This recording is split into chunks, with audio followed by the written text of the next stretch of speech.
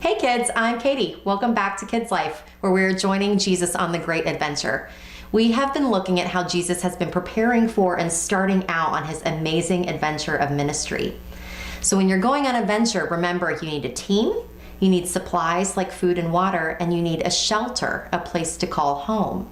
And after you have all of that ready, the last thing that you need to do is start.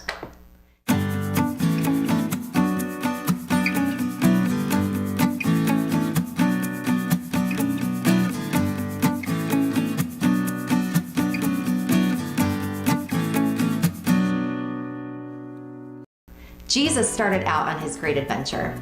He had already started assembling his team when he saw Nathanael, and Jesus showed that God would provide all of the supplies when he did his first miracle at the wedding. And then he showed the importance of a home when he was so passionate about treating God's house correctly. And because of all of those things, especially that one about God's house, he was starting to get some attention. There was this group of people called the Pharisees. Now, remember that name because you're going to hear a lot about them. It seems like everywhere that Jesus went, there was a group of Pharisees following him around, questioning what he was doing. You see, the Pharisees were the religious elite. They were the best of the best when it came to knowing and following the laws of the Old Testament. And they loved their traditions. They made sure to do what they needed to do, when they were supposed to do it, the way they were supposed to do it, all of the time. Well, but Jesus didn't really do that. And that kind of scared the Pharisees. They wanted to keep a really close eye on Jesus to make sure that he wasn't doing or saying anything that he wasn't supposed to do. And most of them didn't really like Jesus at all. They would get together in their little Pharisee groups and they would talk about how much they didn't like Jesus and about all the weird things that he was doing. But we know that there was at least one Pharisee who really seemed to want to learn from Jesus. His name was Nicodemus. The Bible tells us that Jesus would visit Nicodemus at night. He did this so that none of the other Pharisees would know that he went to talk to him. Now, Nicodemus was a little bit worried that the Pharisees wouldn't let him keep being a Pharisee if he actually liked Jesus. Nicodemus wanted to actually learn from Jesus, and he said, "I believe that you are truly sent from God. How else could someone do miracles like you do?" So Jesus told Nicodemus something that sounded crazy. Jesus said, "No one can enter God's kingdom unless he is born again." Born again, what? Nicodemus must have thought that Jesus was really losing it. He must have really thought that the Pharisees were right about him after all. How could a full-grown adult go back into his mother's belly and be born again? I mean, you can't be born once you're already old, can you? Well, Jesus seemed to think so. But here's the thing, Jesus wasn't just talking about being a little baby again. Jesus was teaching Nicodemus something new about birth. Not a physical birth, but a spiritual birth. Now don't feel bad if this doesn't make a lot of sense.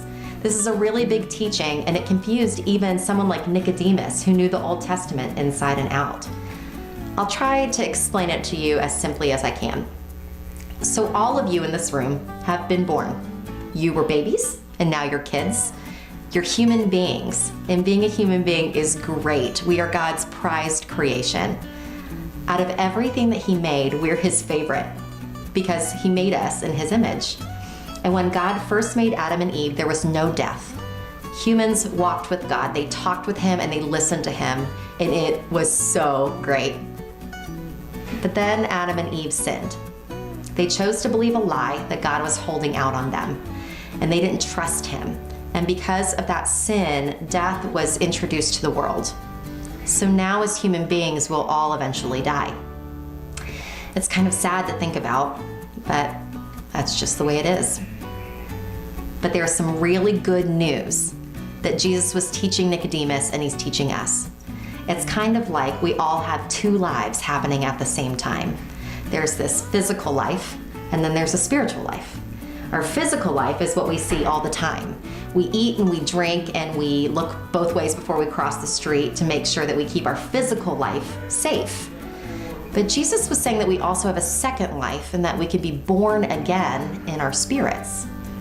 And it was when Jesus was teaching Nicodemus this, he was saying some of his famous words, and in fact, they were your memory verse all month. He said, God so loved the world that he sent his only son so that whoever believes in him will never die, but will have eternal life. Jesus was saying that yes, our physical bodies will die at some point, but our spirits can have life with God forever. Being born again is the most important thing we can do in our Christian lives. It's how we get to have the life that Jesus promises us. And it's not just about going to heaven when we die.